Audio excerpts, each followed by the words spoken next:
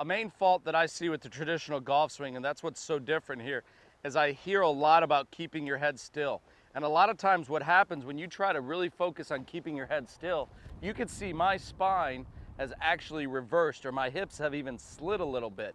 That is, again, the number one cause of low back injury. So if you're at home and you're saying, my back hurts, I guarantee you that's probably the first thing I would look for right there. So what we want to do, again, is we want to allow the head to move. So if you're at home, just go ahead and cross your arms like this, put your nose on a spot on the wall or wherever it is in a mirror, and just let your head rotate back this way. And you'll notice how your weight will basically shift to your right just slightly. Notice my hips haven't slid, but it's more my head this way. Another great drill is if you can just do this at home, put your hands on your hips, turn over your right shoulder and look at something, you've just performed the proper body motion. That is naturally how the body works.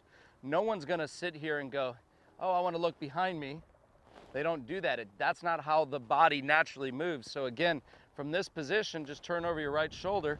Your body has moved, and notice my shoulders have only turned in about a 3/4 position.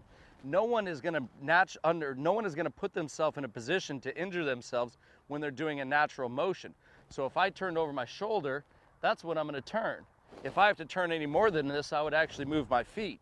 But the traditional golf swing, what we're teaching you, or what has been taught, is that shoulder turn there. And that's where you're risking yourself an injury, because when you're swinging that club at 80 to 90, even 100 miles an hour, it's 1 mile per hour for every pound. So you're putting 80 to 90 to 100 pounds in motion, and you're putting those shear forces on your muscles and on your spine that's not designed for that. So again, it's just a natural motion here.